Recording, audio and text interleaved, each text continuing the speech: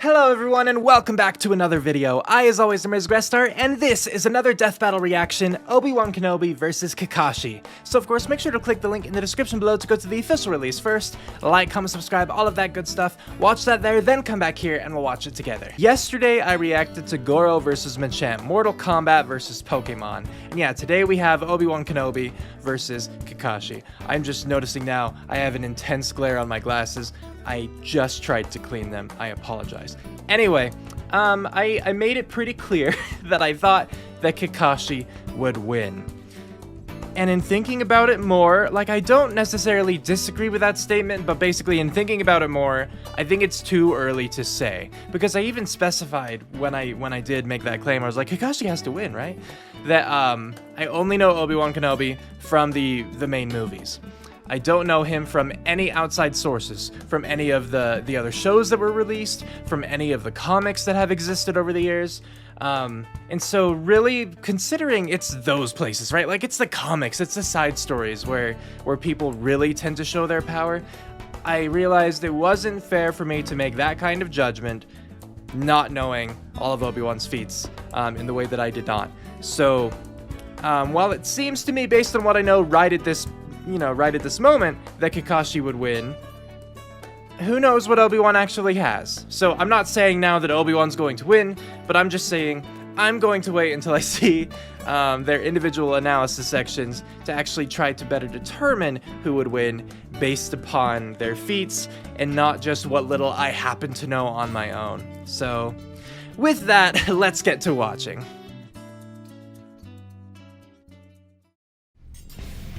Heroes come in many I always different fiddle with that, I'm forms. sorry. Some are heroic protectors of justice, and others are the teachers who guide us toward a brighter future. And sometimes they're both. Yeah, that's like true. Obi-Wan Kenobi, the Jedi Master of the Galactic Republic from Star Wars. And Kakashi Hatake, the 6th Hokage of the Hidden Leaf and mentor to Naruto.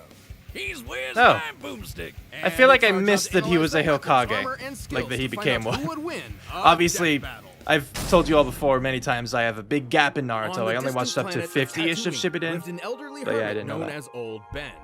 His heart heavy with regret and stories to tell. Cause he wasn't just some crazy old coot. He No. used to be a badass samurai space Yes. wizard. Obi-Wan Kenobi. Now that's a name I've not heard in a long time. I love a good Obi-Wan liner. As a child, Yeah. Kenobi was inducted into the Jedi Order, warrior monks training in the Force over the course of their lives. And he was trained by the one and only Liam Neeson. Well, until he was murdered by Space Satan. Though Yeah. not before they discovered a child of prophecy in Obi-Wan's future pupil, Anakin Skywalker.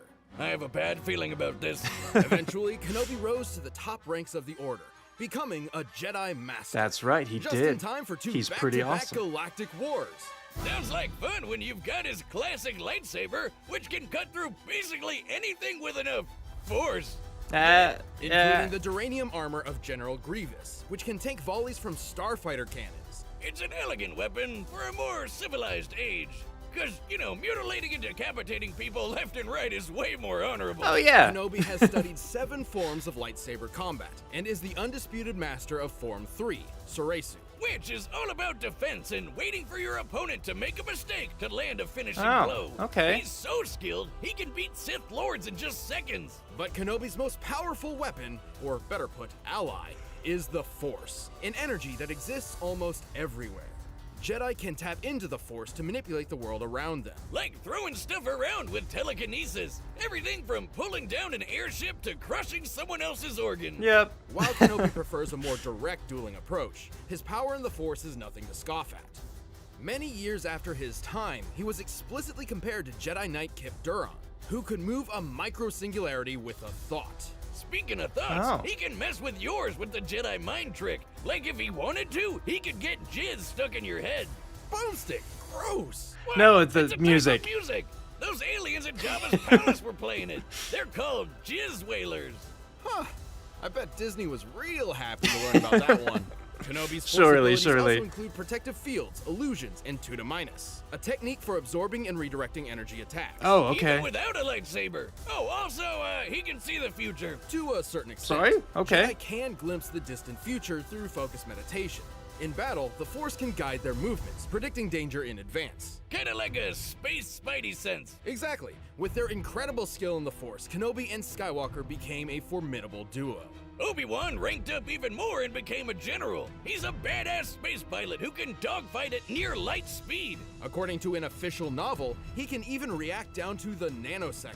Wow. I don't know, Wiz. I've seen the movies. Okay. And Jedi have never done shit like that. Well, other mediums have greatly expanded upon Jedi capabilities. Some are even powerful enough to hold together entire planets. Really? Obi-Wan has fought an army while blindfolded, endured a blast from a starfighter, and battled the Sith, Darth Vader. That's when he had to break out his most OP move of all, the high ground.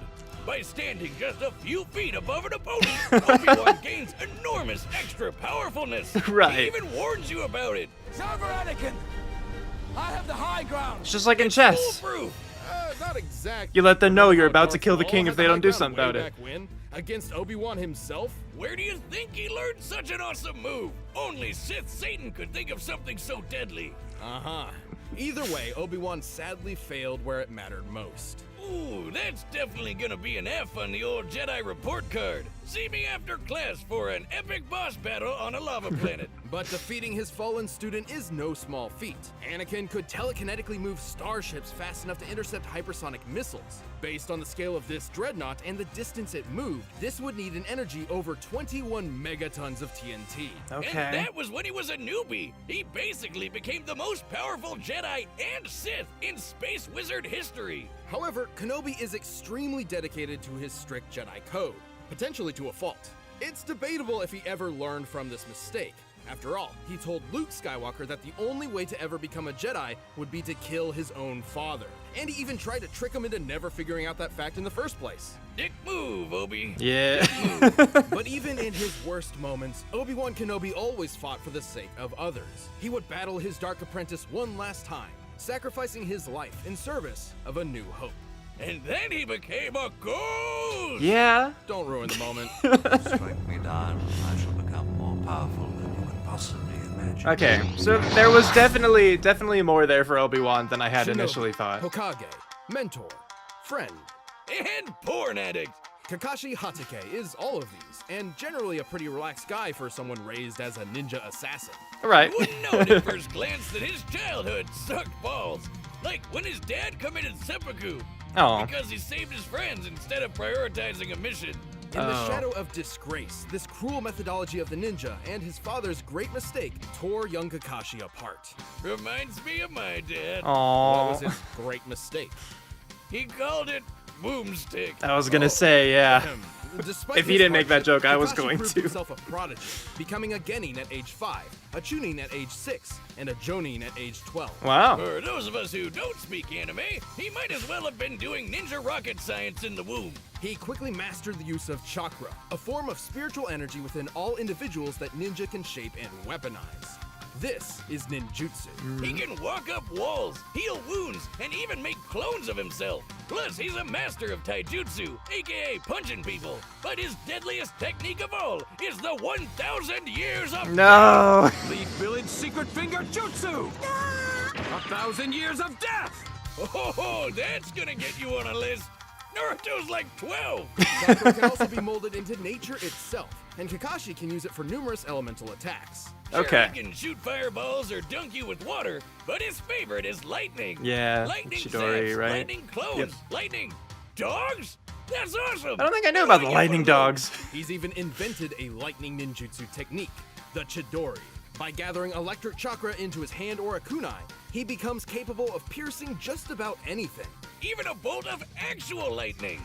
Take that, nature! Man triumphs over Wow. you once again. This is where Kakashi's own Chidori got its moniker, Raikiri, Lightning Cutter. Ooh, now I know Ah. what I'm gonna name my lightning dog. The Chidori does have a downside though. Its speed and power are so great they give the user tunnel vision and make the attack generally uncontrollable. Oh. Basically, once you kick on the gas, you're zooming straight ahead, no matter what happens. Although, Kakashi eyed just the thing to fix it. Long story short, he was drafted into a war alongside his friends Rin and Obito. Shit went down and Kakashi lost an eye, so Obito handed over one of his when he decided to sacrifice his life. Holy shit! Isn't I don't Obito have any orange friends mask like dude? that. Wiz, give me your eye. No, I'll give it back, I promise. Obito's eye wasn't an ordinary eye. He was an Uchiha, and this was a Sharingan. With his Sharingan, Kakashi not only got some control over his Chidori, but he can see a person's chakra, predict their movements, dupe your brain with genjutsu, and even copy jutsu techniques. He's such a filthy plagiarist that he's stolen over 1,000 jutsus in 14 years. That is a Although lot. Since Kakashi is not an Uchiha, he can't exactly turn the Sharingan off. And then Rin jumped in front of his Raikiri and kicked the bucket too. Why would you Man, do that? This guy can't catch a break. And yet, unimaginable loss is exactly what I'm is sure there's a needed to reason. unlock the Sharingan's next stage, the Mangekyo Sharingan. Oh yeah, with the Mankey Eye, he can cast Kamui, basically sucking objects or people into another dimension. Sure, it uses up a lot of his chakra pool, but it's a pretty clever instant win move. The concept of trauma granting new power fascinates Wait, how does it me. go back? Talk more about that. I've stolen Boomstick's entire beer hoard and placed it in a secure room with 200 tons of TNT. Wait, what? Oh, you monster! What have you done? Do you feel anything? Just thirsty, sober, and punchy. Quite punchy. Punchy. Next round's on Wiz. That's fair. Now for Kakashi, everything sort of worked out in the end. He became a teacher, and this new generation of ninja helped him learn that his dad was right all along. Friends do come first, unless they blow up all your beer. Wake up!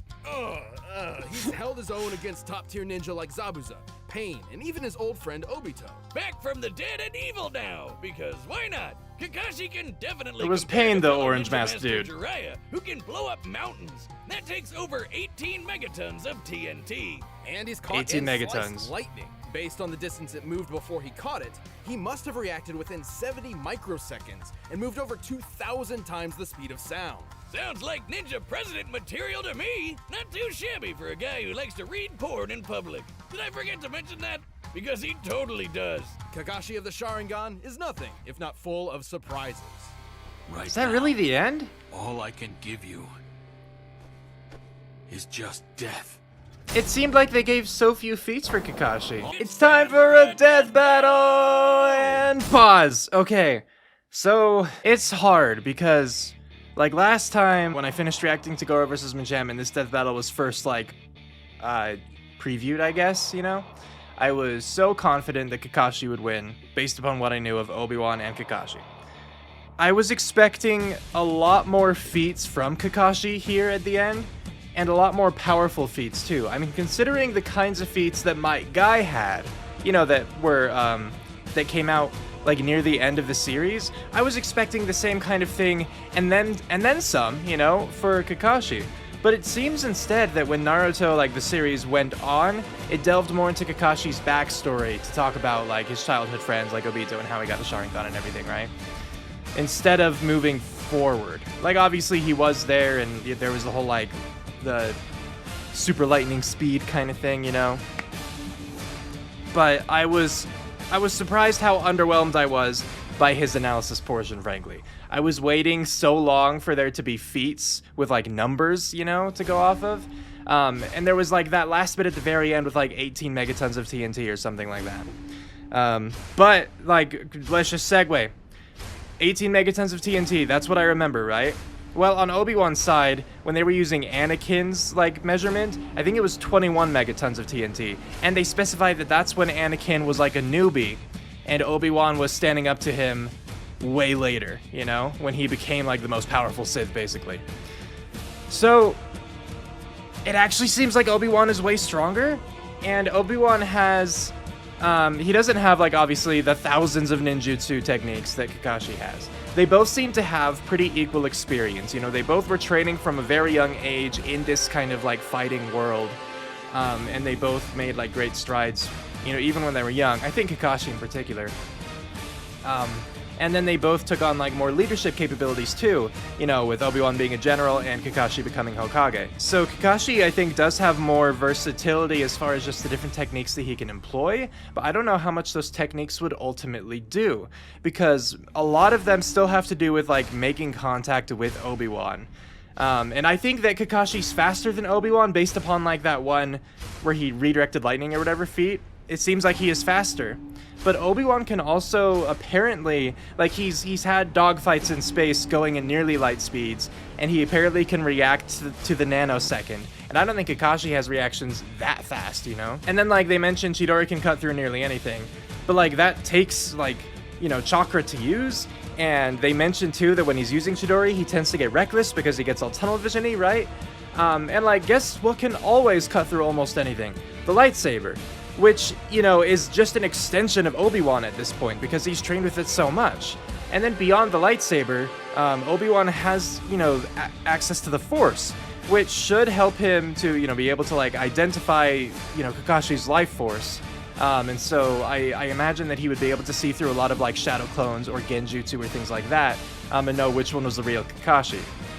So he wouldn't have to worry as much about, like, substitute jutsus kind of thing. And then Obi-Wan and Kakashi can both kind of see a little bit, like, glimpses into the future with the Sharingan and with the Force. And so those kind of seem to cancel each other out. So basically, just in most regards, it seems like the two cancel each other out, or like they have things that could combat the other person's feat or whatever. It just seems like Kakashi is physically faster, but Obi-Wan is physically stronger. And the strength can be, like, utilized at a distance, you know, with being able to actually physically manipulate the world and Kakashi himself, as far as, like, physically crushing him with the Force without having to actually touch him himself. So I think that Obi-Wan is going to win this one now. I look forward to seeing the conclusion, whether I'm right or wrong, just to see how they explain things, but I think that Obi-Wan is going to win this one, so play.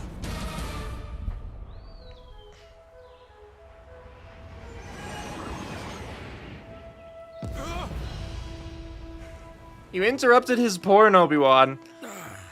Another happy landing. Huh? Hello there. Hold it. You're in Konoha territory. I have some questions, if you'll come with me. You want to go home and keep reading your book? I want to go home and keep reading my book. After I kick your ass! Ah! Oh, he got serious all of a sudden.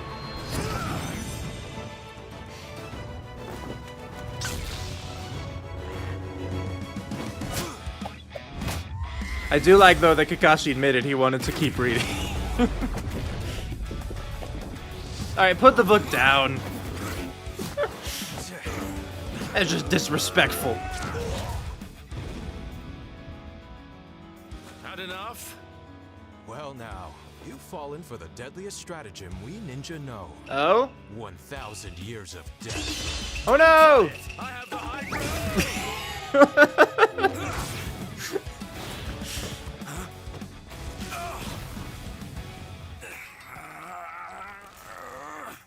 I guess I have the high ground. I mean... Oh, I don't think so.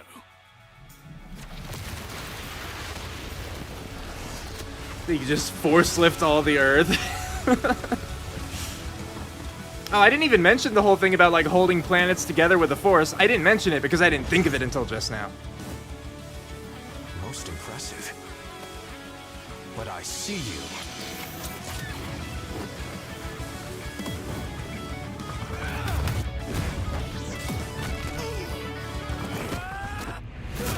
Ow! Ow! Fire style. Obi-Wan, do you have any fighting styles that don't use a lightsaber? Of, like, the 7 you know? Why did his eyes go oh, okay. You fought armies blind? You can feel things with the Force? Be mindful of your thoughts, Obi-Wan. They betray you. Yay.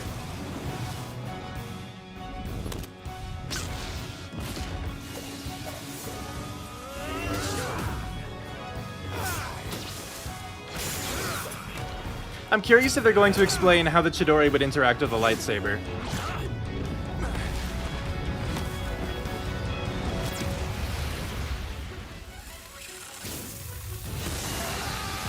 Ow! New dimension? Don't give up. Trust in the Force.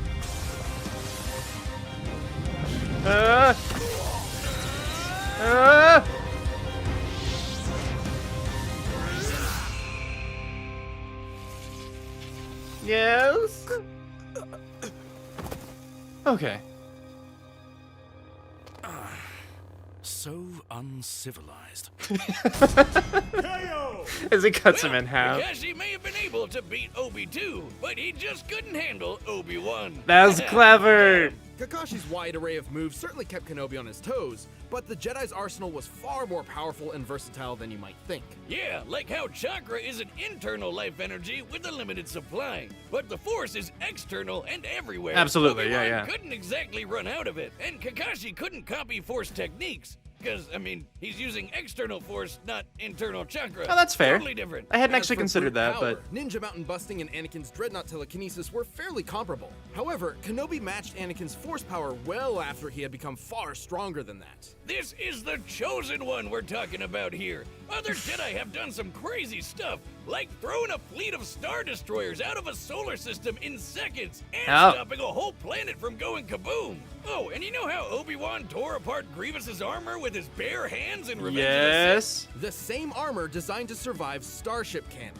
It withstood a blast that annihilated a subterranean city and almost collapsed the surface of a planet. I seriously doubt Obi is physically strong enough to rip that armor apart. Yeah. But apparently the Force is. okay. Even Kamui wasn't a reliable option, since Kenobi's reaction speed was nearly 70,000 times faster than Kakashi's. More than quick enough to avoid Kamui, especially with his precognition. But we can hear you shouting in the back. What about Kakashi's dual Mangekyo Sharingan that Obito gave him? And the perfect Susanoo? It's difficult to justify granting those to Kakashi at all, because they aren't really his. He could only use them when Obito's spirit briefly possessed his body. Even if he did, the results okay. probably wouldn't change much. Remember that Kip guy who moved a black hole? I do. Yeah, he was directly compared to Obi-Wan by Luke himself. If we're to take that at face value, this means Kenobi could theoretically call upon the Force to exert nearly 14 petatons of TNT. That's a lot. Way more than what Kakashi was packing. And even then, Obi-Wan could just crush his organs. Shit, man, don't mess around with Jedi. I know it can seem strange to hear about Jedi being this powerful and deadly, but think of it this way. Part of the reason why the Jedi Code is so strict is because of this immense power at their fingertips. That makes sense. The Code tries to keep them, civilized in a way. Yeah, from not being evil and killing everything. Throw those morals out the window. We're looking for who wins a no-holds-barred fight to the death. Of course. Kakashi had many impressive tools, tricks, and techniques, but Kenobi's brilliant speed, overwhelming force, and greater level of power won this bout. In the end, Obi won. Yep. The winner is Obi-Wan Kenobi. Claps for Obi-Wan Kenobi. Point of view. Hey, thanks for watching this episode of Death Battle. If you want the battle You're music for welcome. yourself, you can get it by clicking the link down below. And if you want to watch more stuff, check the boxes right over there. Next time on Death Battle. He's a phantom. That was Danny Phantom. Oh, American Dragon Take Along. I was gonna say I've seen a few episodes of that, but I didn't stick with it. Anyway, cool. All right, so that's up next time. Based upon what I know of it too, I'm definitely hoping Danny Phantom wins, just because I liked that show. You know, I didn't watch a ton of it necessarily because I didn't have the channel, but I really liked it. So this death battle now, Obi-Wan Kenobi versus Kakashi. So yeah, past me was way wrong, and then more recent but still past me was right to give Obi-Wan a chance to actually like watch the analysis first. And then the most recent me was even more right, because I guessed he would win, so I'm happy about that. Apparently, I did miss something about Obi-Wan's own physical speed. Like, I did get his reaction time was faster, but like, I feel like that's different, because, you know, you have to register something. Well, I guess I was just thinking about the time it would take to register something as going on, like to see and acknowledge, you know. But I guess reacting to it does also involve a physical component. However, even then, a reaction doesn't seem to necessarily mean to me the same as like physical speed. Like, I can react this fast, but that doesn't mean that I can carry that with me as I run, you know? Like, I can't run that fast. So I don't know exactly where they were getting Obi-Wan's speed, I guess, numbers yet. I don't know what feat they were basing that off of. But even if they didn't like super specify something, I know from playing like the Knights of the Old Republic games, there was a force move where you could just make yourself run faster. And that was like a must-have if you were playing through that game, because there was a lot of walking around, and using the force speed was just, it made it so much nicer, so much more bearable. And so if he's that good with the force, he could probably just use the force to really boost his physical abilities that much. So that makes sense enough to me. And then, yeah, I mean, everything else made sense enough to me. Like, I tried to justify it all as best I could during my prediction portion, and then they seemed to back it up during the conclusion. So I don't really have any complaints about this. Even though I didn't know about like the dual Sharingan giant spirit thingy dude and Obito briefly possessing him. Obito? Okay. I'm going with that. I'm glad that they touched on it to at least try to alleviate, some people's concerns. I mean, that's what I like when they do is, like, first they clarify first they clarify things, because when they're actually going through the analysis portions, each individual analysis, they give feats, but they tend to give them differently. They'll use like jewels here, and they'll use tons of TNT here, and they'll, like, just different forms of measurement, so that you can kind of gauge it, but not necessarily all the time. Like in this case, they actually did leave it the same, where it was like 21 tons of TNT or megatons versus like 18 megatons. Like, they left that the same, which, again, just often I feel like they don't. And then in the conclusion, they'll bring it together. They'll be like, oh, well, if you make them the same unit of measurement, this is how they compare, and this one's like 70 times more or whatever. But then another thing I like that they do is when they're like, all right, now I know you might be thinking, what about this? Like a more obscure thing of that character, or a feat that's a little bit more like questionable or something maybe. And they take the time to do their best to get across at least the way that they were considering it, and why they didn't think it would play in, like, or come into play, or why they thought even if it did, it wouldn't necessarily change the result. I like those bits. As for the fight itself, yeah, I really enjoyed this animation. The story was fun. Like, it makes sense enough to me, sure. Just like Obi-Wan's ship crashes, and then Kakashi's there, and he's being the protector. Like the one thing that I would question as far as like that being true to their characters is, did Obi-Wan sense that Kakashi was hostile? Because like he just crash landed somewhere. Was he on a stealth mission? Because why else would he tell Kakashi, like, to go home, like, try to force trick him, instead of, like, explaining the situation and maybe asking for help, He just really didn't want to deal with anyone. Because with the way it played out, it totally made sense for Kakashi to attack him, and so for Obi-Wan to, fight back, and things would escalate from there. But I just wonder, like, Obi-Wan, just say, like, your car broke down, like, you need a lift, Because I'm sure that they could have been like great friends otherwise, and this is the case for many Death Battle, obviously. But if I'm just talking about the story as it's presented here, I wanted to bring that up. But yeah, the animation was really nice. I thought that the lines that were used and the voice acting itself, like, I thought they were all good. And the fight choreography, it was cool. We got to see a lot of Kakashi's different techniques and a lot of the different ways that Obi-Wan could use the Force and the lightsaber and everything. And I really liked it. So let me know what you thought. Can I speak? Let me know what you all thought about this death battle in the comments below, whether you liked it, whether you disliked it, what you thought about this or that, etc., so on and so forth. And next time, we will be watching Danny Phantom versus American Dragon Jake Long, so I hope that you're looking forward to that. But yes, with that, we're calling it here, so have a good one, everybody.